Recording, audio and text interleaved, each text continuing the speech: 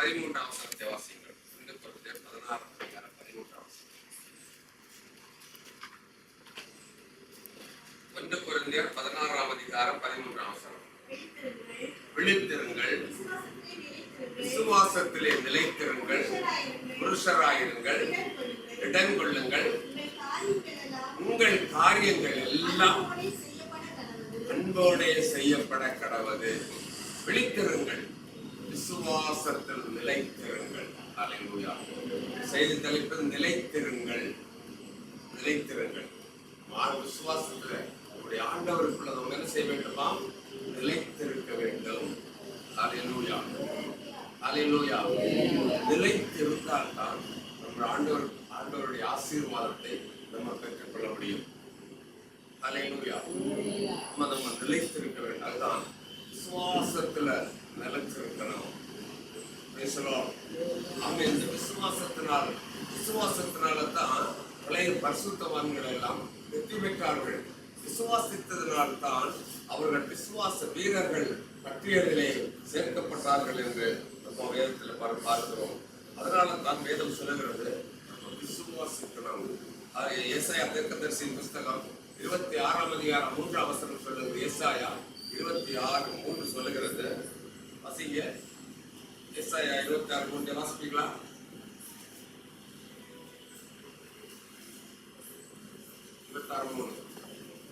உம்மை உறுதியாய் பற்றி கொண்ட மனதுடையவன் உண்மையிலே நம்பி இருக்கிறபடியால் நீர் அவனை பூரண சமாதானத்தோட காத்துக் கொள்வீர். விசுவாசத்துல நிலைச்சிருக்கணும். நம்ம நிலைத்திருந்தால் இங்கே வேதம் சொல்லுகிறது, உம்மை உறுதியாய் பற்றி கொண்ட மனதை உடையவன் உண்மையே நம்பி இருக்கிறபடியினால் அவர் என்ன செய்வாராம்? பூரண சமாதானத்தோட காத்துக் கொள்வார். அல்லேலூயா. நம்ம ஆண்டவருக்குள்ள நம்ம நிலைத்திருந்தால் நம்ம என்ன செய்வாராம்? பூரண சமாதானத்தோட காத்துக் கொள்வார். அல்லேலூயா. புரியுது உங்களுக்கு? மனசிலாகத்தில் புரியுதில்ல? அவர் மேல் நம்பிக்கை வைத்தார், நம்முடைய ஆண்டவர் மேல் நம்பிக்கை வைத்தார். வேதம் சொல்லுகிறது, அவர் நம்மை பூரணமாய் நாம் அவர் மேல் நம்பிக்கை வைத்தால் அவர் நம்மை நல்ல சமாதானத்தோட காத்துக் கொள்வாராம். அல்லேலூயா. ஆமென். வேதத்திலே பார்க்கிறோம், யோபு ஆண்டவர் மேல பூரண நம்பிக்கை வைத்தார். அப்படித்தானே? யோபுவை எல்லாரும் கொலை சொன்ன போதும், மனைவி அவரை தள்ளி சொன்ன பொழுதும் யோபு என்ன செய்தார்? ஆண்டவர் மேல நம்பிக்கை வைத்தார். அவர் சொன்னார், அந்நிய தேவன் அல்ல, அந்நிய கண்கள் அல்ல, என் சொந்த கண்களால் என் மீட்பரை காண்பேன். அவர் என்னை கொன்று போட்டாலும் நான் அவரையே நேசிக்கிறேன் சொன்னார். அவரையே நம்பி இருக்கிறேன் என்று சொன்னார். அவர் மேல் வைத்த நம்பிக்கை எல்லாவற்றையும் இழந்தவர் தான். இன்றும் அவருக்கு இல்லை, எல்லாம் இழந்தவர். ஆனாலும் அவர் சொன்னார், என்ன சொன்னார்? நான் அவரையே நம்பி இருக்கிறேன் என்று சொன்னார். அதுதான் அவர் மேல் வைத்த நம்பிக்கை, அவர் மேல் வைத்த உறுதி. அதனால தான் வேதம் சொல்லுகிறது, கடைசியில வரும் பொழுது அவன் 2 மடங்கு ஆசீர்வாதத்தை பெற்றுக் கொண்டார் என்று பார்க்கிறோம். அன்பு தேவனுடைய பிள்ளையே, நம்முடைய இந்த கிறிஸ்தவ வாழ்க்கையில நம்முடைய ஆண்டவர் மேல நம்பிக்கை வைக்க வேண்டும். நம்முடைய ஆண்டவர் மேல அன்பு வைக்க வேண்டும். அவரை உறுதியாய் பற்றிக் கொள்ள வேண்டும். உறுதியாய் பற்றிக் கொண்டு அவரிடத்திலே வாழ வேண்டும். ஹல்லேலூயா. யோவான் எழுதின சுவிசேஷம் 16ஆம் அதிகாரம் 33ஆம் வசனத்தை வாசித்து பாருங்கள். யோவான் 16:33 வாசித்து பாருங்கள். அவரை உறுதியாய் பற்ற அவசியம். யோவான் 16:33. உங்களுக்கு என்னிடத்தில் உங்களுக்கு சமாதானம் உண்டாயிருக்கும் பொருட்டு இவைகளை உங்களுக்கு சொன்னேன். உலகத்தில் உங்களுக்கு உபத்திரவங்கள் உண்டு, ஆனால் என்ன செய்யணுமா? இடர் கொள்ள வேண்டும். நான் உலகத்தை வைத்திருக்கிறேன். அல்லேலூயா. உலகத்தில் நமக்கு உபத்திரவம் உண்டு. உலகத்தில் உபத்திரவம் இல்லைன்னு யாராவது சொல்ல முடியுமா? எல்லாருக்குமே உபத்திரவம் உண்டு. ஆனால் ஆண்டவர் சொல்றாரு, நான் உலகத்தை ஜெயித்திருக்கிறேன், அதே போல நீங்களும் இந்த உலகத்தை ஜெயிக்கலாம். அதனால தான் ஆண்டவர் சொல்றார். என்ன சொல்றார் தெரியுமா? நீங்கள் அவர் மேல் நம்பிக்கையாக இருக்கிற, அவர் மேல் உங்கள் விசுவாசத்தை வையுங்கள் என்று சொல்லி ஆண்டவர் சொல்றார். அதனால நீங்கள் நிலைத்திருங்கள் என்று ஆண்டவர் சொல்றாரு. ஹல்லேலூயா. ஆமென். உலகத்தை ஜெயித்தவர் அவர். ஆமென். அதனால தான் ஆண்டவர் நமக்கு அவர் இந்த உலகத்துல நமக்கு செய்ய முடியாத காரியங்களை ஒன்றும் அவர் சொல்லவில்லை. நம்ம என்ன செய்யலாமோ அதைத்தான் அவர் சொல்லி இருக்கிறார். அதனால தான் அவர் சொன்னா, உலகத்துல உங்களுக்கு உபத்திரவம் உண்டு, அது நான் ஜெயித்திருக்கிறேன், நீங்கள் அதனால் என்ன செய்யுங்க, உறுதியாக இருங்க. ஹல்லேலூயா. நம்முடைய தேவன் பெரிய தேவன். அதனால தான் அவர்களை நிலைத்திருக்க வேண்டும். அவர்களே நிலைத்திருங்கள். விசுவாசத்தில் அடுத்த என்ன சொல்றது, விசுவாசத்துல நிலைத்திருங்கள். ஒன்று கொரிந்தியர்ல வாசித்தோமே, விழித்திருங்கள், விசுவாசத்தில் நிலைத்திருங்கள். அடுத்து என்னத்துல நிலைத்திருக்கணுமா, விசுவாசத்துல நம்ம நிலைத்திருக்கணும். ஹல்லேலூயா. நமக்கு விசுவாசம், நமக்கு எல்லாம் பேர் சொல்லுவாங்க, என்ன சொல்லுவாங்க, விசுவாசிகள் சொல்லுவாங்க, அப்படித்தானே, விசுவாசிகள் சொல்லுவாங்க. அப்படின்னா நம்ம அந்த விசுவாசத்துல நிலைத்திருக்க வேண்டும். நாம் எப்படி நிலைத்திருக்க வேண்டும் பாருங்க. எபிரேயர் 3ஆம் அதிகாரம் 14ஆம் வசனத்தை வாசிங்கள். எபிரேயர் 3:14. எபிரேயர் 3:14 வாசிங்க. எபிரேயர் 3:14 வேகமா வாசிங்க. நாம் ஆரம்பத்திலே கொண்ட நம்பிக்கை முடிவு பரியந்தம் உறுதியாய் பற்றிக் கொண்டிருப்போமாகில் கிறிஸ்தவரிடத்தில் பங்குள்ளவர்களாயிருப்போம். ஏன் நிலைத்திருக்க வேண்டும்? ஆரம்பத்தில் கொண்ட விசுவாசத்திலே ஏன் நிலைத்திருக்க வேண்டும்? வேதம் சொல்லுகிறது, அவர்களே நம்ம நிலைத்திருந்தால் என்ன செய்ய முடியுமா, அவருடைய கூட பங்கடைய முடியும். அவர்கள் நிலைத்திருக்கணும், விசுவாசத்துல நிலைத்திருக்க வேண்டும். ஆரம்பத்துல என்ன விசுவாசம் நீங்கள் வைத்திருந்தீர்களோ, ரட்சிக்கப்பட்ட நாள் இயேசுவை ஏற்றுக்கொண்ட காலத்திலே எவ்வளவு ஜெபித்தீர்களோ, எவ்வளவு ஆண்டவர் மேல் பாசம் வைத்திருந்தீர்களோ, எவ்வளவு ஊழியங்களுக்காக பிரயாசப்பட்டீர்களோ, அதே அன்பு முடிவு வரைக்கும் அதிலே நீங்கள் நிலைத்திருக்க வேண்டும். அல்லேலூயா, அல்லேலூயா, அல்லேலூயா. நிலைத்திருந்தால் தான் ஆசீர்வாதத்தை பெற்றுக் கொள்ள முடியும். நிலைத்திராவிட்டால் ஆசீர்வாதத்தை பெற்றுக் கொள்ள முடியாது. அதனால தான் ஆண்டவர் சொல்றாரு, எங்களுக்கு விசுவாசத்துல நிலைத்திருங்கள். ஆரம்பத்தில் கொண்ட அந்த விசுவாசத்துல நிலைத்திருங்கள். ரட்சிக்கப்பட்ட நாள், இயேசுவை ஏற்றுக்கொண்ட நாள், இயேசுவுக்காக உங்களை வாழ ஒப்புக்கொண்ட நாள், அந்த நாளில் எப்படி ஆண்டவர் மேல் நம்பிக்கை வைத்து ஓடுவீர்களோ, அந்த ஓட்டத்தை முடிவு வரைக்கும் ஓடி ஜெயிக்க வேண்டும். அதனால் அதுல ஆண்டவர் சொல்றாரு, நிலைத்திருங்கள். ஹல்லேலூயா. ஊழியத்துல நீங்க வந்திருக்கிறீங்க, இதுல என்ன செய்ய வேண்டும், நிலைத்திருக்க வேண்டும். ஜெபிப்பதிலே நிலைத்திருக்க வேண்டும், ஆராதிப்பதிலே நிலைத்திருக்க வேண்டும், அவருக்காக பாடுபடுவதில் நிலைத்திருக்க வேண்டும். சோர்வுகளை கண்டு பயந்து போய்விடக் கூடாது. துக்கங்கள் வரும் பொழுது ஆண்டவரை விட்டு போய்விடக் கூடாது. இது நிலைத்திருக்க வேண்டும். நிலைத்திருந்தால்தான் நாம் பந்தய பொருளை பெற்றுக் கொள்ள முடியும். நம்முடைய நோக்கம் என்ன, நம்முடைய நோக்கம் என்ன? இந்த உலகத்துல அடிச்சு பிடிச்சு வாழ்ந்து நல்லா என்ஜாய் பண்றதுக்கு ஆண்டவர் நம்ம அழைச்சிருக்காங்க இல்ல. இந்த உலகத்துல நம்ம வாழலாம் இல்லைன்னு சொல்லல, வாழ்வதற்கு எல்லாம் சங்கதி உண்டு. அல்லேலூயா, எல்லாம் உண்டு, வாழலாம். ஆனால் ஆண்டவர் என்ன என்ன என்ன கொடுத்தா தெரியுமா, நீ உலகத்துல வாழு பிரியமானவனே, உன் ஆத்தும வாழ்வு எல்லாவற்றிலும் வாழ்ந்து சுகமா இரு. ஆனால் இவை அல்ல, ஓடி என்ன செய்யணும், ஜெயிக்கணும். ஹல்லேலூயா. ஓட்டத்தை ஓடி ஜெயிக்கணும், ஜெயத்தை பெற்றுக்கொள்ள வேண்டும், பந்தய பொருளை பெற்றுக்கொள்ள வேண்டும். அதுதான் ஆதியில் கொண்டிருந்த, ஆரம்பத்தில் கொண்டிருந்த அந்த நம்பிக்கையை எந்த சூழ்நிலையிலும் விட்டு விலகி சென்று விடக்கூடாது. இயேசுவை விட்டு கொஞ்சம் கூட நம்ம பின்வாங்கி போய் விடுவோமானால், வேதம் சொல்லுகிறது, பின்வாங்கி போவானால் அவன் மேல் என் ஆத்துமா பிரியமாயிராது. அதனால நம்ம பின்வாங்கி சோர்ந்து போகக்கூடாது. ஆண்டவரோடு கூட இன்னும் இன்னும் ஐக்கியமாகி அவரோடு கூட நம்பிக்கை இருக்க வேண்டும். ஹல்லேலூயா. எபிரேயர் 11ஆம் அதிகாரம் 1ஆம் வசனத்தை வாசிங்க. எபிரேயர் 11:1. விசுவாசமானது நம்பப்படுகிறவைகளின் உறுதியும் காணப்படாதவைகளின் நிச்சயமாயிருக்கிறது. ஹல்லேலூயா. நம்ம காணல, ஆண்டவர் நமக்கு என்ன சொன்னார், நான் ஒரு இடத்தை உங்களுக்கு ஆயத்த பண்ணி இருக்கிறேன் என்று சொன்னார், சொல்லியிருக்கிறாரா? ஆனா நம்ம அதை பார்த்துருக்கிறோமா? இல்லை. அதுதான் காணப்படாத அந்த ராஜ்யத்துல நாம் போவோம் என்று சொல்லி நம்ம விசுவாசிக்கிறோம் பாருங்க, நம்புகிறோம் பாருங்க, அதுதான் நம்பிக்கை. இந்த நம்பிக்கை நமக்கு இருக்கணும். அதுதான் விசுவாசம். விசுவாசத்திலே நம்ம நிலைத்திருக்க வேண்டும். ஆண்டவர் நமக்கு நன்மை செய்வார் என்று நீ விசுவாசித்தால் அந்த விசுவாசத்திலே திளைத்திருக்க வேண்டும். ஒரு பழமொழி சொல்லுவாங்கல்ல, முள்ளானாலும் என்ன செய்யணும்? முருகப்படி. இதெல்லாம் கரெக்டா தெரிஞ்சு வச்சுக்கிறீங்க. பழமொழி கரெக்டா தெரியுது. ஹல்லேலூயா. முள்ளானாலும் முருக பிடிக்கணும். அதை பலமா பிடிச்சா என்ன செய்யாதான்? கைக்கு கேடு வராது. அதே போலதான் நம்முடைய ஆண்டவர் நம்ம முருக பிடிக்க வேண்டும். பாடுகள் வரும், கஷ்டங்கள் வரும், உபத்திரவங்கள் வரும், வேதனைகள் வரும், எல்லா சூழ்நிலைகள் மாறி மாறி வரும். ஆனாலும் என்ன செய்யக்கூடாது?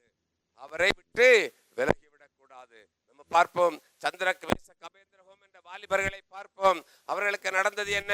அவர்கள் சொன்னார்கள், இந்த தேவன் எங்களை தப்புவிக்க வல்லமை உள்ளவர் என்று சொன்னார்கள். போனாலும் நீங்கள் சொல்லுகிற அந்த தெய்வத்தை வணங்க மாட்டோம் சொல்லி உறுதியாயிருந்தார்கள். இருந்தார்களா? உறுதியாயிருந்தார்கள். பேசாதீங்க, நம்பிக்கையாயிருந்தார்கள். என்ன தெரியுமா? தீச்சுளையிலே போடப்பட்டார்கள்.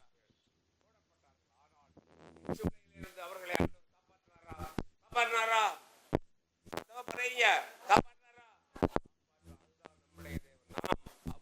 விசுவாசம் வைத்தார். அவர் எந்த தீச்சூளையா இருந்தாலும் அந்த சூழ்நிலையில் இருந்தும் நம்மை காப்பாற்றுவதற்கு வல்லமை உள்ள தேவன் தான் நாம் ஆராதிக்கிற தேவன். அதனால தான் இந்த தேவனிலே விசுவாசித்து விசுவாசத்துல நிலைத்திருங்கள் என்று ஆண்டவர் சொல்றாரு. ஹல்லேலூயா. ஹல்லேலூயா சொல்லுங்களேன். பேசுறவங்க மட்டும் ஒரு ஹல்லேலூயா சொல்லுங்க. பேசாத இருங்க. Hallelujah. Praise the Lord. Hallelujah. Amen. அதனால தான் ஆண்டவர் சொல்றாரு, அந்த விசுவாசத்துல எப்படி இருக்கணும்? உறுதியா இருக்க வேண்டும். Praise the Lord. நிலைத்திருக்க வேண்டும். தானியேலுடைய வாழ்க்கையில உங்களுக்கு தெரியும், தானியேலை என்ன செய்தார்கள்? சிங்கத்தின் கெபியிலே போட்டார்கள். ஹல்லேலூயா. தானியேலை என்ன செய்தார்கள்? அவன் ராஜாவோடு கூட நான் ஜெபிக்க மாட்டேன் என்று சொன்ன உடனே அவரை என்ன செய்தார்கள்? சிங்கத்தின் கெபியிலே போட்டார்கள். ஆனா அவன் என்ன செய்தான்? ஆண்டவரை உறுதியாய் பற்றி கொண்டான். அவன் சொன்னான், இந்த தேவன் என்னை தப்புவிக்க வல்லமை உள்ளவர் என்று சொன்னான். அவன் விசுவாசித்தான். ஹல்லேலூயா. அதனால் அவன் சிங்கத்தின் கெபியில் போடப்பட்டாலும், சிங்கத்தின் குகையிலே அவன் போடப்பட்டாலும் அங்கேயே சிங்கத்தின் வாயை கட்டி ஆண்டவர் அவனை கொண்டு வருவதற்கு நம்முடைய ஆண்டவர் வல்லமை உள்ள ஆண்டவராக இருந்தார். அதனால தான் ஆண்டவர் நம்மை பார்த்து இன்றைக்கும் சொல்லுகிறார், எப்படிப்பட்ட சூழ்நிலைகள் நம்முடைய வாழ்க்கையில வந்தாலும் நீ விசுவாசத்துல நிலைத்திரு. ஹல்லேலூயா. நீ இன்றைக்கு பிடித்த இந்த விசுவாசத்துல நீ நிலைத்திருக்க வேண்டும். Praise the Lord. ராஜா தானியேல் கிட்ட கேட்கிறான், தானியேலே, நீ இடைவிடாமல் ஆராதித்த உன் தேவன் உன்னை தப்புவிக்க வல்லமை உள்ளவராக இருந்தாரோ கேட்கிறான். தானியேல் சொல்றான், ராஜாவே, ஆமா, நான் ஆராதிக்கிற தேவர் என்னை தப்புவித்தார். ஹல்லேலூயா. அது காரணம் என்ன? அவருடைய விசுவாசம். நம்முடைய ஆண்டவர் நம்மை தப்புவிப்பார் என்ற விசுவாசம், நம்முடைய ஆண்டவர் நம்மை விடுவிப்பார் என்ற விசுவாசம், நம்முடைய ஆண்டவர் நமக்கு உதவி செய்வார் என்ற விசுவாசம், நம்முடைய ஆண்டவர் நம்மோடு கூட இருப்பார் என்ற விசுவாசம். இந்த விசுவாசம் அன்பு தேவனுடைய பிள்ளைகளே நம்முடைய வாழ்க்கையில இருக்கும் என்று சொன்னால் கர்த்தர் உங்களை எல்லா தீங்குக்கும் விலக்கி காத்து உங்களை நடத்துவார். ஹல்லேலூயா. அதனால தான் ஆண்டவர் இந்த காலை வேளையிலே உங்களை பார்த்து சொல்லுகிறார், என்னை பார்த்து சொல்லுகிறார், இந்த விசுவாசத்துல நீங்கள் என்ன செய்ய வேண்டுமாம்? நிலைத்திருக்க வேண்டும். நிலைத்திருங்கள். இந்த விசுவாசத்துல நிலைத்திருங்கள். Praise the Lord. எபிரேயர் 11ஆம் அதிகாரம் 4ஆம் வசனத்தை வாசித்து பாருங்கள். எபிரேயர் 11:4. எபிரேயர் 11:4.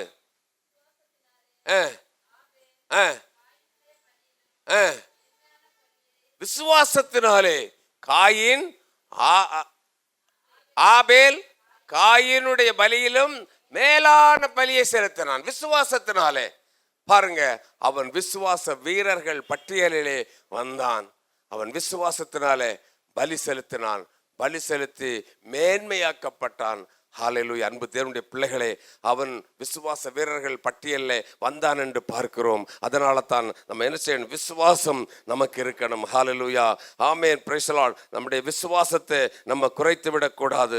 எந்த சூழ்நிலையிலும் நம்ம விசுவாசம் ஆண்டவர் மேல் வைக்கணும். அதில் நிலைத்திருக்க வேண்டும். அதை விட்டுவிடக்கூடாது. நம்முடைய விசுவாசம் நம்மை உண்டாக்கின நம்முடைய ஆண்டவராகிய கர்த்தர் மேல் நம்ம வைப்போம் என்று சொன்னார். அவர் எல்லாவற்றையும் பார்த்து கொள்ள வல்லமை உள்ள தேவனாக இருக்கிறார். ஹல்லேலூயா. ஹல்லேலூயா. அவர் பார்த்து கொள்ளுவார். அதனால் அவர் மேல் நம்ம விசுவாசம் வைக்கணும். அடுத்து நம்ம 11:7 வாசிங்க, 5 வாசிங்க. 11:5. விசுவாசத்தினாலே ஏனோக்கு மரணத்தை காணாமல் எடுத்துக்கொள்ளப்பட்டான். விசுவாசத்தினால ஆண்டவரோடு கூட நடந்தா அவரோடு கூட செல்லலாம் என்று ஏனோக்கு விசுவாசித்தான். அந்த விசுவாசத்தினால அவன் எத்தனை ஆண்டு காலம் தெரியுமா? 300 ஆண்டு காலம் தேவனோடு சஞ்சரித்தான். அவனுக்கு பிள்ளைகள் இருந்தது, வீடு இருந்தது, வசதிகள் இருந்திருக்கும், எல்லாம் இருந்தும் அவன் 300 ஆண்டு காலம் என்ன செய்தான்? தேவனோடு சஞ்சரித்தான். அதனால தான் அவர் மரணம் காணாமல் எடுத்துக்கொள்ளப்பட்டார் என்று வேதம் சொல்லுகிறது. அன்பு தேவனுடைய பிள்ளைகளை நாம் விசுவாசிக்க வேண்டும். ஹல்லேலூயா. யானோக்கை போல நாமும் ஒரு நாள் இந்த உலகத்திலிருந்து பறந்து போவோம் என்று சொல்லி விசுவாசிக்க வேண்டும். இன்றைக்கு மனிதர்களுக்கு யாருக்குமே நமக்கு எப்போ இந்த உலகத்தை விட்டு போவோம்னு சொல்ல முடியாது. சொல்ல முடியுமா? சொல்ல முடியாது. யாருக்கும் சொல்ல முடியாது. கடந்த நாளில் நமக்கு தெரிந்த ஒரு பிள்ளை 25 வயசு MA படிச்சுட்டு இருக்குது. பேப்பர்ல கூட போட்டிருந்திருப்பாங்க, நீங்க பார்த்துருப்பீங்க. 25 வயசு, காலேஜுக்கு 3 நாளா காய்ச்சல்னு சொன்னாங்க, மாத்திரை வாங்கி கொடுத்தாங்க. சரி, ரைட், ஓகே. அடுத்த 4வது நாள் காலேஜுக்கு போயிட்டு வீட்டில் வந்தது, அடுத்த மாதம் கல்யாணம், காய்ச்சல்னு சொல்லி மறுபடியும் ஆஸ்பத்திரியில் கொண்டு போனாங்க. ஆஸ்பத்திரியில் கொண்டு போனா டாக்டர் சொன்னாங்க இறந்து விட்டாச்சுன்னு சொல்லி. ஹல்லேலூயா. 25 வயசு, ஒரே பிள்ளை, ஒரு தகப்பன் ஒரு இராணுவத்தில் வேலை செய்தவர், தாயார் ஒரு ஆசிரியை, ஒரே பிள்ளை. ஹல்லேலூயா. மரணம் எப்பொழுது என்று மனிதனுக்கு தெரியாது. அதனால் ஆண்டவர் சொல்றாரு, நீ விசுவாசத்துல நிலைத்திரு. யானோக்கை போல இந்த தேவனோடு கூட சஞ்சரித்தால் நாள் ஒன்று வரும், அன்று அவரோடு கூட நம்ம சேர்த்து கொள்ளப்பட முடியும். நம்முடைய ஓட்டத்தை ஓடி அவரோடு கூட முடித்து அவரோடு கூட செல்ல முடியும். அதனால தான் ஆண்டவர் சொல்றாரு, நீ விசுவாசத்துல நிலைத்திரு. யானோக்கை போல விசுவாசத்துல நிலைத்திரு. 11ஆம் அதிகாரம் 7ஆம் வசனத்தை வாசிக்க. 7. விசுவாசத்தினாலே காணாதவைகளை குறித்து தேவ எச்சரிப்பை பெற்று பயபக்தி உள்ளவனாகி தன் குடும்பத்தை ரட்சிப்பதற்கு வேலையை உண்டு பண்ணினாள்.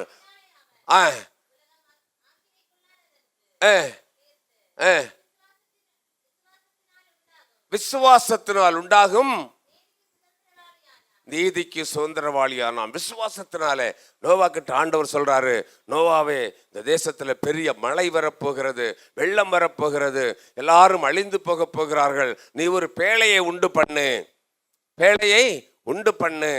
அதனுடைய அளவு, நீளம், வீதி, என்னென்ன வைக்கணும் எல்லாவற்றையும் ஆண்டவர் நோவாக்கு சொல்லுகிறார். நோவா என்ன செய்யறான் தெரியுமா? ஆண்டவரிடத்துல கேள்வி கேட்கல. கொப்பேர் மரம் என்று சொன்னார். ஏன் ஆண்டவரே தேக்கு மரத்தில் செய்யக்கூடாதான்னு ஆண்டவர்கிட்ட கேட்கல. கேட்டானா? ஒன்றும் கேட்டல. மாடி இப்படி வைக்கணுமா அப்படி வைக்கணுமான்னு ஒன்றுமே சொல்லலை. ஆண்டவர் என்ன அளவு கொடுத்தாரோ, என்ன சொன்னாரோ அதுபடி அவன் விசுவாசத்தினால செய்தான். நடந்தது என்ன? மக்கள் யாரும் கேட்கவில்லை. ஆனால் அவன் விசுவாசத்தினாலே அவனையும் அவனுடைய குடும்பத்தையும் காப்பாற்றி கொள்ள முடிந்தது. ஹல்லேலூயா. அன்பு தேவன், அதுதான் விசுவாசம். அவன் விசுவாசத்தின் ஆண்டவரை விசுவசித்தான், 100 மடங்கு விசுவசித்தான். அதனால தான் அவன் பேழைக்குள்ள பிரவேசித்தான். அவன் குடும்பம் காப்பாற்றப்பட்டது, ஒரு சந்ததி காப்பாற்றப்பட்டது. அன்மையான தேவனுடைய பிள்ளை, அதனால தாண்டவர் சொல்றார், நீ விசுவாசத்திலே நிலைத்திரு. ஹல்லேலூயா. ஆமென். உன் விசுவாசத்திலே நிலைத்திருந்தால் உன் குடும்பத்தை நீ காப்பாற்றலாம். விசுவாசத்தில் நிலைத்திருந்தால் உன் பிள்ளைகளை நீ காப்பாற்றலாம். உன் விசுவாசத்திலே ஆண்டவர் மேல் விசுவாசம் வைப்பாய் என்று சொன்னால் அவர் உன்னை நடத்தி வழி நடத்தி உன்னுடைய தேவைகள் எல்லாம் சந்தித்து உன்னை மேன்மையாக வைத்து உன்னை நடத்தி கொண்டு போவதற்கு, உன் தேவைகள் சந்திப்பதற்கு, உனக்கு உதவி செய்வதற்கு அவர் போதுமான கர்த்தர் தான். நாம் ஆராதிக்கிற நம்முடைய தேவன். அவர் மேல் விசுவாசம் வைக்கணும். ஹல்லேலூயா. அதே போல நம்ம பார்ப்போம் என்று சொன்னால் ஆபிரகாமை பார்ப்போம். ஆபிரகாம் விசுவாசித்தான். சரிதானே? விசுவாசித்தான். ஆண்டவர் சொன்னாரு, ஆபிரகாம் கிட்ட ஆண்டவர் சொல்றாரு, ஆபிரகாமே, இந்த தேசத்தை எல்லாம் உனக்கு தான் தருவேன்னு சொன்னாரு. ஆபிரகாம் சொன்னான், எனக்கு பிள்ளைகள் இல்லை ஆண்டவரே என்று சொன்னான். ஆண்டவர் வெளியே கூட்டி கொண்டு போய் அவனை வெளியே அழைத்து கொண்டு போய் வானத்து நட்சத்திரங்களை பார்க்க சொன்னான். பார்த்தான். பூமியிலே மணலை பார்க்க சொன்னான். பார்த்தான். வானத்து நட்சத்திரத்தை போலவும் பூமியிலே மணலை போலவும் உன் சந்ததியை பெருக பண்ணுவேன் என்று சொன்னான். ஹல்லேலூயா. சொன்னதை செய்தாரா? சொன்னதை செய்தாரா? வானத்து நட்சத்திரத்தை போலவும் பூமியிலே மணலை போலவும் அவருடைய சந்ததியை பெருக பண்ணினார். நாமும் இன்றைக்கு என்ன சொல்லுகிறோம்? நம்முடைய பிதா யாருன்னு சொல்லுவோம்? ஆபிரகாம்னு சொல்லுவோம். அவர் ஆண்டவர் சொல்லும் பொழுதே சொன்னார், நாம் ஆபிரகாமின் தேவனும் ஈசாக்கின் தேவனும் யாக்கோபின் தேவனும் என்று சொன்னார். ஹல்லேலூயா. அப்படி அவன் ஆசீர்வதிக்கப்பட்டார் என்று பார்க்கிறோம். அவன் விசுவாசத்தினால தான் ஆபிரகாம் ஆண்டவர் அழைத்து நீ போன்னு சொன்னாரு. அப்படித்தானே சொன்னாரு. நீ போ. அவன் விசுவாசத்தினால் புறப்பட்டு போனான். கேள்வி கேட்கவில்லை.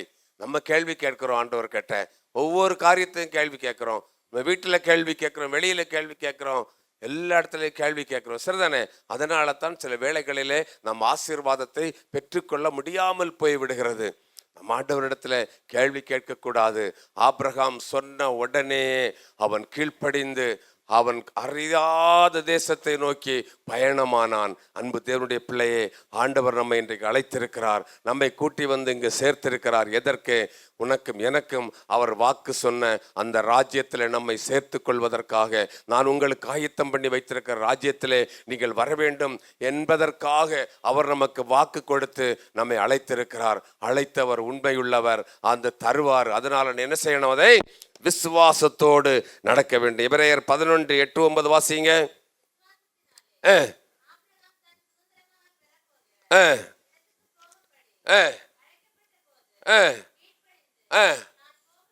இன்னதென்று அறியாமல் அவன் என்ன செய்தான்? புறப்பட்டு போனான். போதும் பாருங்க, அவன் இன்னதென்று தெரியும், எங்க போனன்னு தெரியாது. ஆண்டவர் இன்றைக்கு உங்களை அழைச்சிருக்கிறாரா? உங்களை அவர் பாதுகாத்துக் கொள்ளுவார். ஆண்டவர் உங்களை அழைத்திருக்கிறாரா? உங்களுக்காக அவர் எல்லாம் செய்து கொள்ளுவார். ஆண்டவர் உங்களை அழைத்திருக்கிறாரா? உங்கள் தேவைகள் எல்லாம் சந்திக்கப்படும். ஹல்லேலூயா. ஹல்லேலூயா சொல்லுங்களேன். ஹல்லேலூயா. அதனால தான் ஆண்டவர் இன்றைக்கு நம்ம கிட்ட சொல்றார், அவரிலே நிலைத்திருங்கள், அவருடைய விசுவாசத்துல நிலைத்திருங்கள், அவருடைய அன்பிலே நிலைத்திருங்கள். நம்முடைய தேவன் மகா பெரியவர். நம்முடைய தேவன் மகா சர்வ வல்லமை உள்ளவர். நம்முடைய தேவன் அவர் உயிரோடு இருக்கிறவர். நம்முடைய தேவன் ஜீவிக்கிற தேவன். அதனால் அவரிலே நிலைத்திருங்கள்.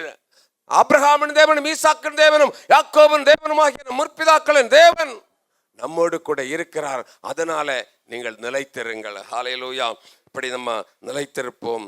ஹல்லேலூயா. எபிரேயர் 11:31 வாசிங்க. எபிரேயர் 11:31. அது உங்களுக்கு தெரியும். விசுவாசத்தினாலே ராகாப் என்னும் வேசி கூட அவள் என்ன செய்தாள்? விசுவாசத்தினால தன் ஜீவனை காத்து கொண்டாள். ஹல்லேலூயா. அதெல்லாம் நீங்க வீட்டுல போய் படிச்சு பாருங்க, தெரியும். அதனால தான் ஆண்டவர் இந்த காலை வேளையிலே உங்களுக்கு சொல்லுகிறார், அன்பு தேவனுடைய பிள்ளைகளே, நீங்கள் விசுவாசத்தில் நிலைத்திருங்கள். ஒன்று, விசுவாசத்துல நிலைத்திருங்கள். நான் மேல சொன்ன எல்லாரும் இந்த விசுவாசத்தினாலே விசுவாச வீரர்கள் பட்டியலிலே இடம்பெற்றிருக்கிறார்கள். அதனால வாக்குத்தத்தம் பண்ணப்பட்ட தேசத்தில் நீங்கள் சென்றடைய வேண்டும் என்று சொன்னால், ஒன்று, விசுவாசத்தில் நிலைத்திருங்கள். இரண்டாவதாக வாசிங்கள் 2 கொரிந்தியர் 7ஆம் அதிகாரம் 1ஆம் வசனத்தை வாசிங்கள். 2 கொரிந்தியர் 7ஆம் அதிகாரம் 1ஆம் வசனம். இப்படிப்பட்ட வாக்குத்தத்தங்கள் நமக்கு உண்டாயிருக்கிறபடியினால், பிரியமானவர்களே, மாம்சத்திலும் ஆவியிலும் உண்டான எல்லா அசூசியும் நீங்கி நம்மை சுத்திகரித்து கொண்டு பரிசுத்தமாகுதலை தேவ பயத்தோடு பூரணப்படுத்திக் கொள்ளுங்கள். இரண்டாவது என்ன தெரியுமா? ஒன்று, விசுவாசத்துல நிலைத்திருக்க வேண்டும். இரண்டாவது, பரிசுத்தத்தில் நிலைத்திருக்க வேண்டும்.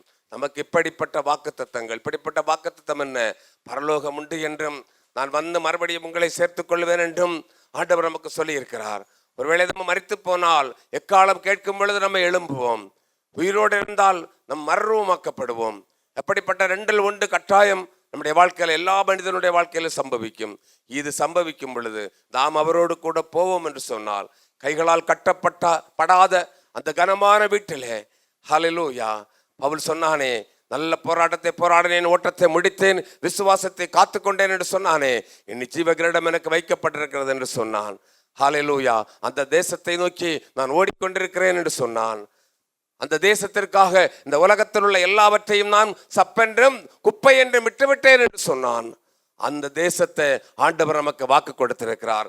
அதிலே சென்று சேர வேண்டும் என்று சொன்னால், இந்த உலக வாழ்க்கையிலே நாம் பரிசுத்தத்திலே நிலைத்திருக்க வேண்டும். பரிசுத்தத்திலே பூரணமாக்கப்பட வேண்டும். அதனால தான் எல்லாவித அசுசிகளும் உங்களுடைய இருதயத்திலிருந்து உள்ளத்திலிருந்து என்ன செய்யணும்? மாற்றிக்கொள்ள வேண்டும். கசப்பு, கோபம், வேற என்ன, பொறாமை, எரிச்சல். ஒரு சின்ன வார்த்தை சொன்னா யாருக்கும் தாங்க முடியுதா? இல்லை. உடனே கசப்பு, அப்புறம் ஜெபம் வேண்டாம், அப்புறம் இது வேண்டாம், ஐக்கியம் வேண்டாம், போயிட்டே இருப்பாங்க. அப்புறம் எப்படி பரலோகம் போக முடியும்? இயேசு அந்த கேடு அடைந்தார். அவரை துப்பினவரை அவர் மன்னித்தார், சரிதானே? அடித்தவர்களையும் அவர் மன்னித்தார். ஹல்லேலூயா. ஈட்டியால் குத்துனவனை கூட அவர் என்ன செய்தார்? பிதாவே, இவன் செய்வது இன்னதென்று அறியாதால் இவனுக்கு மன்னியும் என்று சொன்னார். ஹல்லேலூயா. அதனால தான் ஆண்டவர் இன்றைக்கு நம்மளுக்கு சொல்லுகிறார், பரிசுத்தத்தோட நம்ம வாழ வேண்டும். ஹல்லேலூயா. இந்த பரிசுத்தத்திலே நிலைத்திருக்க வேண்டும். ஹல்லேலூயா. பரிசுத்தத்தில் நிலைத்திருக்க வேண்டும். நம்முடைய உள்ளத்தில் உள்ள சகல அசுசிகளையும் நீக்கி நம்மளை சுத்தமாக்கி கொள்ள வேண்டும்.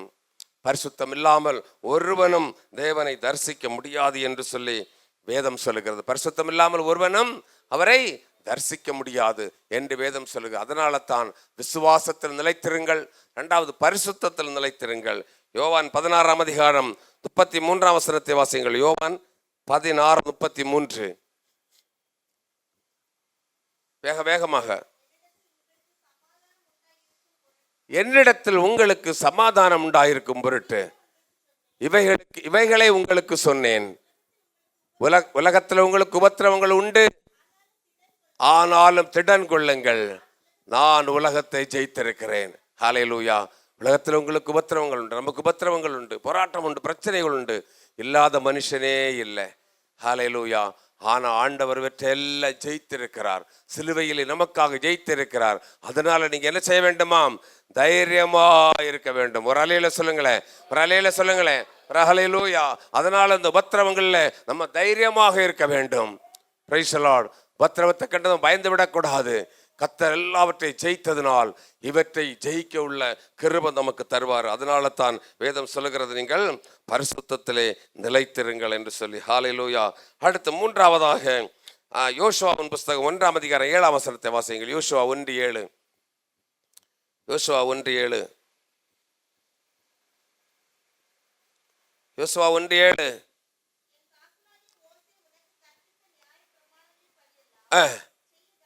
நீ இந்த நியாயப்பிரமாணத்தின்படி செய்ய கவனமாயிருக்கணும். அப்படின்னு சொன்னா இந்த வேதத்தின்படி வாழுவதற்கு கவனமாயிருக்க வேண்டும். வசனத்தை விட்டு விலகக்கூடாது. அவருடைய வசனத்துல நிலைத்திருக்க வேண்டும். வசனத்துல என்ன செய்ய வேண்டும்? நிலைத்திருக்க வேண்டும். Praise the Lord. விசுவாசத்துல நிலைத்திருக்க வேண்டும், பரிசுத்தத்துல நிலைத்திருக்க வேண்டும், அடுத்து வசனத்துல நிலைத்திருக்க வேண்டும். இந்த வசனத்தை விட்டு யோசுவாவுக்கு சொல்லும் பொழுது ஆண்டவர் சொல்றாரு, நீ இந்த வசனத்தை விட்டு இடதுபுறமோ வலதுபுறமோ சாயாத. இன்றைக்கு அநேகர் என்ன சொல்லுகிறார்கள்? வசனத்திலிருந்து இஷ்டத்துக்கு தங்களுக்கு போதனைகளை செய்து கொள்ளுகிறார்கள். கூட்டம் கூட்டுவதற்காகவும் பணம் சம்பாதிப்பதற்காகவும் இஷ்டத்துக்கு என்ன வேண்டும் என்றாலும் சொல்லிக் கொள்ளுகிறார்கள். சினிமா பாடல்களை பாடிக்கொள்ளுகிறார்கள், டான்ஸ் நடனம் ஆடிக்கொள்ளுகிறார்கள், என்னென்னவோ செய்து கொள்ளுகிறார்கள்.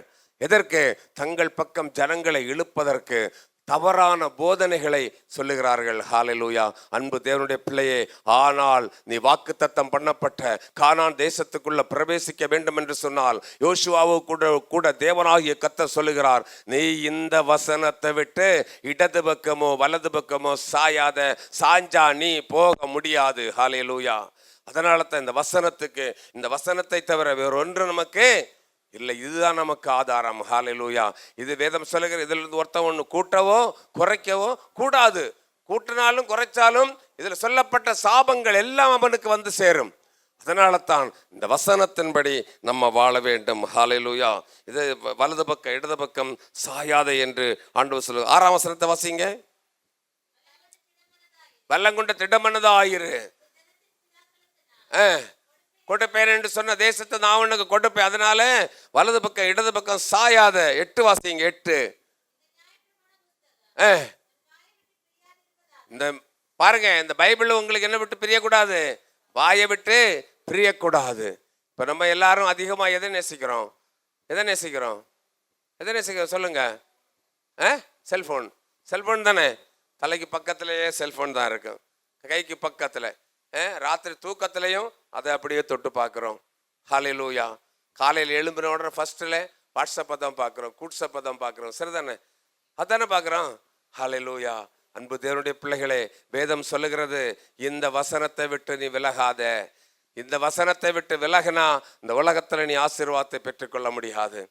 ஹல்லேலூயா. இந்த காலத்துல எல்லாம் வேதத்தை எடுத்துட்டு போனாங்க, இப்ப செல்போனை தூக்கிட்டு போக ஆரம்பிச்சிட்டாங்க. நடக்காது. ஹல்லேலூயா. அன்பு தேவனுடைய பிள்ளைகளே, வசனத்தின் மேல நீ உறுதியாயிருந்தா உன்னை ஒன்றும் அசைக்க முடியாது. வசனத்தின் மேல நீ உன் வீட்டை கட்டினா, புத்தியுள்ள மனிதன் பாறையின் மேல் தன் வீட்டை கட்டினது போல நீ நீ புத்தியுள்ளவனாய் வாழ முடியும். அதிலே பெருமழை வந்தாலும் சரி, புயல் வந்தாலும் சரி, தண்ணி வந்தாலும் சரி, எந்த சோதனைகள் எந்த தீங்குகள் வாழ்க்கையில வந்தாலும் சரி, உன்னை ஒன்றும் சேதப்படுத்தாது. வசனம் உன் கால்களுக்கு தீபமும் உன் பாதைக்கு வெளிச்சம் இருக்கும். ஹல்லேலூயா. ஹல்லேலூயா. உன் கால்களுக்கு தீபமும் பாதைக்கு வெளிச்சமுமாக இருக்கும். அதனால தான் அன்பு தேவனுடைய பிள்ளைகளே, இந்த வசனத்தை விட்டு நம்ம விலகவே கூடாது. மார்க் எழுதின சுவிசேஷம் 1ஆம் அதிகாரம் 15ஆம் வசனத்தை வாசியுங்கள். மார்க் 1:15. காலம் நிறைவேறிட்டு, தேவனுடைய ராஜ்யம் சமீபமாயிற்று. அதனால நீ என்ன செய்ய வேண்டுமாம்? சுவிசேஷத்தை விசுவாசி. சுவிசேஷத்தை விசுவாசி. ஹல்லேலூயா. வாசிங்க. காலம் நிறைவேறிட்டு, தேவனுடைய ராஜ்யம் சமீபமாயிற்று. மனம் திரும்பி சுவிசேஷத்தை விசுவாசிங்க. இந்த சுவிசேஷத்தின் மேல நீ விசுவாசம் வச்சா பரலோக ராஜ்யம் உங்களுக்கு நிச்சயம் உண்டு. ஹல்லேலூயா. ஹல்லேலூயா. நம்முடைய ஓட்டம் ஜெயமாய் முடியும். நம்முடைய ஓட்டம் ஜெயமாய் முடியும். அதுதான் ஒரு மனிதனுக்கு முக்கியம்.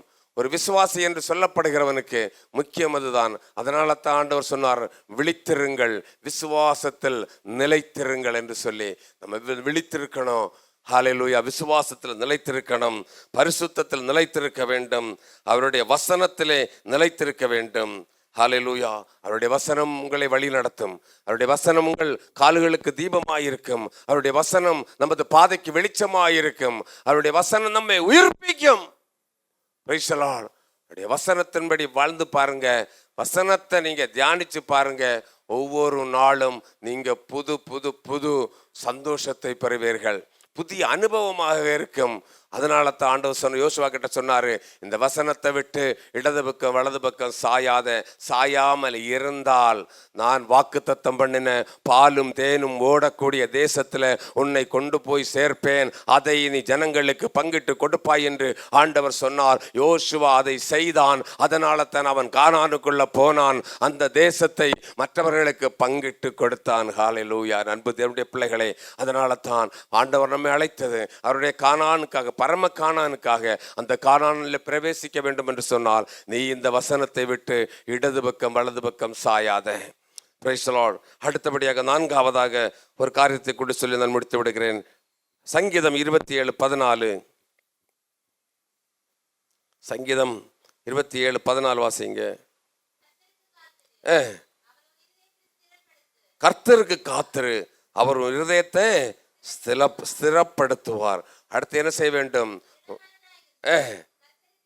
கர்த்தருக்கே காத்திரு. ஹல்லேலூயா. நம்ம யாருக்கு காத்திருக்க வேண்டும்? கர்த்தருக்கே காத்திருக்க வேண்டும். அவருக்காக காத்திருக்க வேண்டும்.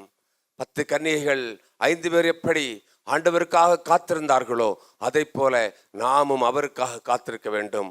மணவாளன் வருவார் என்ற நிச்சயம் வேண்டும். மணவாளன் வரும் பொழுது மணவாட்டியாகிய நாம் அவரோடு கூட சேர்க்கப்பட வேண்டும் என்ற அந்த நிச்சயத்தோடு கூட அவருக்காக காத்திருக்க வேண்டும். அவருடைய வருகை மிக சீக்கிரம், அது மறந்து போகக்கூடாது. ஹல்லேலூயா. யுத்தங்களின் செய்திகளும் கேள்விப்படுவீர்கள். நீங்கள் ஜாக்கிரதையாயிருங்க, இதோ நான் சீக்கிரமாய் வரப்போகிறேன் என்று சொன்னவர். இந்த உலகத்தின் செய்திகளை நீங்கள் பாருங்கள். ஒவ்வொரு சில இடங்களிலே யுத்தங்கள் நடந்து கொண்டிருக்கிறது. நம்ம நாட்டுக்கும் யுத்தத்தின் செய்திகள் வந்து கொண்டிருக்கிறது, பரவி கொண்டிருக்கிறது.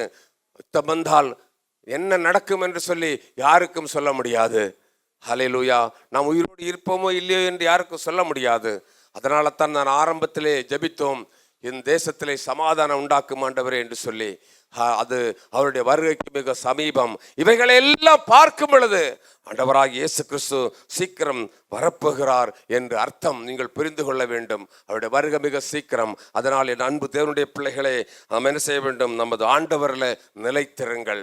வானத்தை பூமியை உண்டாக்குன கர்த்தர் சொன்னதில், அவருடைய வார்த்தைகளில் நீங்கள் நிலைத்திருங்கள். இதை விட்டு விலகாதீர்கள். இதற்கு வேறொரு சுவிசேஷம் எங்கு யார் என்ன சொன்னாலும் அதை கேட்காதீர்கள். ஹல்லேலூயா. ரட்சிப்பு, ஞானஸ்நானம், பரிசுத்த வாழ்க்கை, அந்த எல்கையை விட்டு விலகாதபடி நம்ம வாழ கற்றுக்கொள்ளும். அப்படி வாழணும். அதுதான், அப்படி வாழ்ந்தால்தான் பாறையின் மேல் வீட்டை கட்டின புத்தியுள்ள மனுஷனை போல மாறி விடுவீர்கள். ஹல்லேலூயா. எந்த சூழ்நிலை வந்தாலும் சரி, சோதனைகள் வந்தாலும் சரி, பெருமழை வந்தாலும் சரி, வெள்ளம் வந்தாலும் சரி, உன்னை என்ன செய்யாது? ஒன்றும் மேற்கொள்ளவே மேற்கொள்ளாது. நீ நிலைத்து நிற்பாய். கற்பாறையை போல நிலைத்து நிற்பாய். Price the Lord. அப்படி நிலைச்சு நிற்கணும்னு சொன்னா இந்த உலகத்தில் நம்ம வாழ வேண்டிய சில குறிப்புகளை கூட சொல்லி நான் முடித்து விடுகிறேன். கொலோசியர் 3ஆம் அதிகாரம், கொலோசேயர் 3ஆம் அதிகாரம் 1 முதல் உள்ள வசனங்களை வாசியுங்கள். கொலோசேயர் 3ஆம் அதிகாரம் 1 முதல் உள்ள வசனங்கள். கொலோசேயர் 3:1. வேக வேக வேகமாக.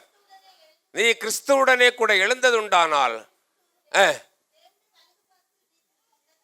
கிறிஸ்து தேவனுடைய வலது பார்சத்தில் வீற்றிருக்கும் இடத்தில் உள்ள மேலானவைகளை நாடுங்கள். ஒரு அலையில சொல்லுங்களேன், ஒரு அலையில சொல்லுங்களேன்.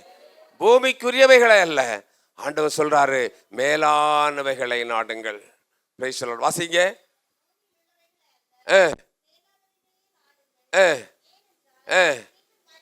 மரித்தீர்கள்,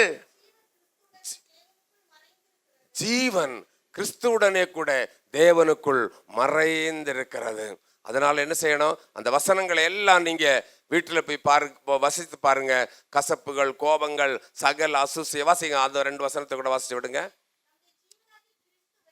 நம்முடைய ஜீவனாகிய கிறிஸ்து வெளிப்படும் பொழுது நீங்களும் அவரோட கூட மகிமையில் வெளிப்படுவீர்கள்.